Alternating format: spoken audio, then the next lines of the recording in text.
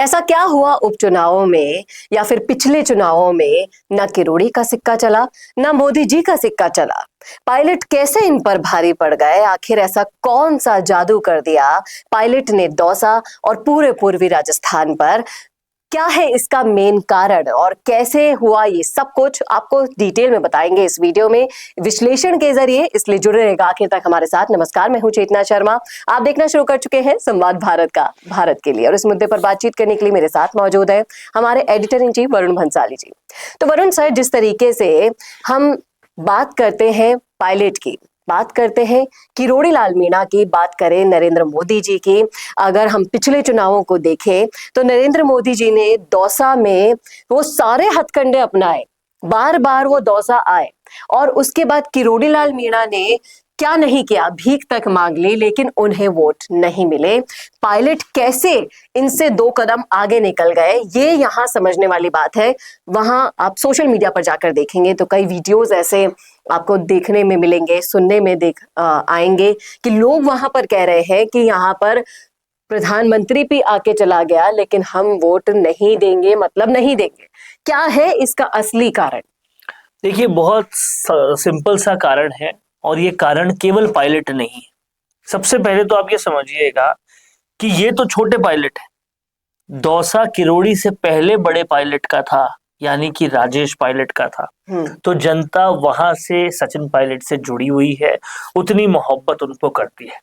दूसरा बड़ा कारण ये था कि जो स्ट्रैटेजी से हरियाणा में बीजेपी जीती, वही स्ट्रैटेजी कांग्रेस ने दौसा में लगा दी और गैर मीणा कैंडिडेट को खड़ा किया, जिसकी वजह से मीणावाद बहुत ज्यादा ना फैले, इस डर को लेकर डीसी बैरवा को वहां पर खड़ा किया, जिससे गैर मीणा वोट भी मिले। पहली चीज। दूसरी चीज, किरोड़ी के साथ भाजपा ने इंसाफ नहीं किया, लगातार उनके साथ उन्होंने नाइंसाफी की।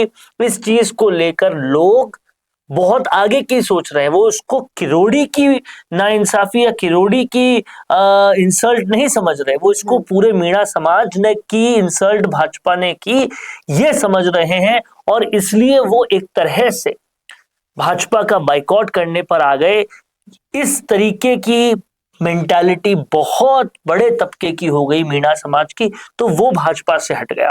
तीसरी बड़ी चीज ये हुई कि भाजपा में कार सेवकों की कमी नहीं रही। शंकर लाल शर्मा खुद टिकट चाहते थे, ये उन्होंने बोल दिया, उन्होंने कह दिया ये सीट जनरल की थी, फिर भी मीणाओं को दी, इससे वो दुखी थे। और फिर उन्होंने कहा लेकिन मैंने कोई भी वोट का ध्रुवीकरण नहीं किया।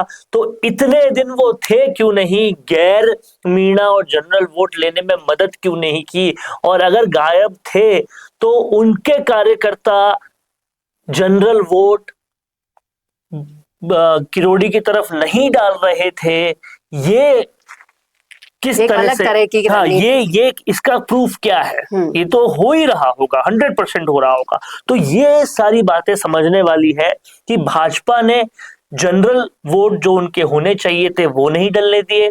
दूसरी बात, कांग्रेस ने यहाँ पर गैर मीणा कैंडिडेट को उतार के बहुत बड़ी समझदारी वाली बात की। तीसरी बात, जो किरोड़ी लाल मीणा की इंसल्ट हुई उसका बदला लिया गया, और वो इंसल्ट लगातार होती जा रही है, उसका बदला लिया गया मीणा समाज द्वारा। चौथी बात, सचिन पायलट के पिताजी और सचिन पायलट दोनों के मुरीद जो लोग हैं, उन्होंने सचिन पायलट का सपोर्ट किया। चौथी बात, मुरारी लाल मीणा का अपना जो सर्कल है, मुरारी लाल मीणा की अपने जो मुरीद लोग हैं, अपने जो कार्यकर्ता बेस है, वो भी अब तक अच्छा खासा हो गया है, उन्होंने सपोर्ट किया। और इस सब की वजह से जी कहीं ना कहीं कांग्रेस को बढ़त मिली। लेकिन आप इस बात को भी समझिए, ये बढ़त भी मात्र 2300 वोटों की ही थी, कोई बहुत बड़ी जीत नहीं हुई है।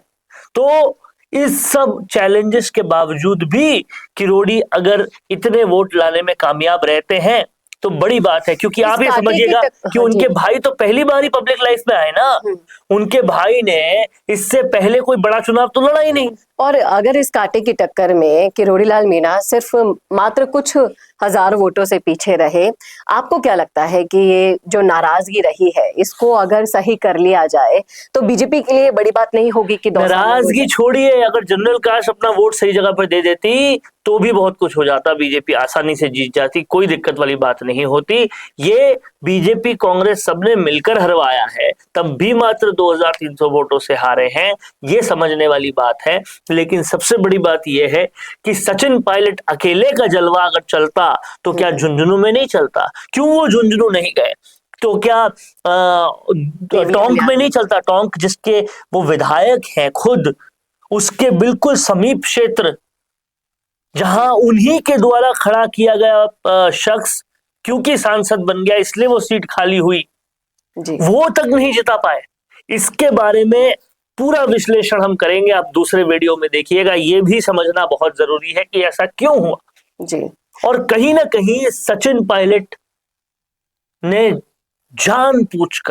जानबूझकर ऐसा किया है। क्यों किया, आप दूसरे वीडियो में देखिएगा। समझने वाली इन टोटल बात यह है। तो आपको क्या लगता है कि पायलट ने भी गहलोत से वो रणनीतियां सीख ली है, यानी कि टिट फॉर टैट का जवाब देने का? गहलोत से रणनीति सीखने का मसला नहीं है, आखिरकार सहन शक्ति की भी सीमा होती है, उस सीमा को अब पायलट लांघ चुके हैं। वो सीमा अब सहन शक्ति की जो है पार हो चुकी है, इसकी वजह से हुआ। सारी डिटेल्स हम अगले वीडियो में बताएंगे, लेकिन आप इस बात को समझिएगा कि पायलट का जादू अकेले का नहीं है जी। यहाँ बहुत सारी चीजें हैं जो किरोड़ी के विरोध में आई और इसकी वजह से भी मात्र इतनी विषम परिस्थितियों में भी मात्र 2300 वोटों की हार बहुत ही सम्मान्य हार है। आप जाकर देखिए, बृजेंद्र ओला, उनके पिताजी शीशराम ओला जिस शासन पर सालों से राज कर रहे हैं, उस झुंझुनू की धरती पर उनका पोता,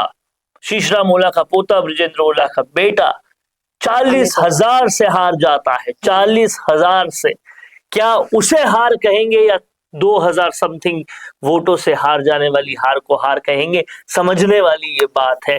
जबकि वहां परिस्थितियां क्या थी, झुंझुनू की परिस्थितियों को और दौसा की परिस्थितियों को अगर कंपेयर किया जाए, हम आपके लिए आने वाले वक्त में कंपैरिजन वीडियो भी बनाएंगे, अगर कंपेयर किया जाए तो क्या परिस्थितियां थी आप सोच के देखिए। वहां पर सांसद भी वो, वहां पर पहले विधायक भी वो, पूरा परिवार राज कर रहा है, जाट सारे वोटर हैं, उसके बावजूद 40,000 की हार। सचिन पायलट का प्रभाव भी वहां पर था, राजेंद्र भांबू तो बार बार लगातार हार रहे थे, फिर कैसे वो जीत गए? 40,000 वोटों से कैसे वो जीत गए? ये समझने वाली बात, सोचने वाली बात भी ये भी है कि जो दौसा की जो छोटी सी जीत है वो पायलट की लाज को बचा ले गई, लेकिन अगर वहां भी बीजेपी क्लीन स्वीप कर जाती तो यहाँ पर पायलट के लिए आप इस बात को समझिए, ये लाज बचाने वाली बात नहीं है।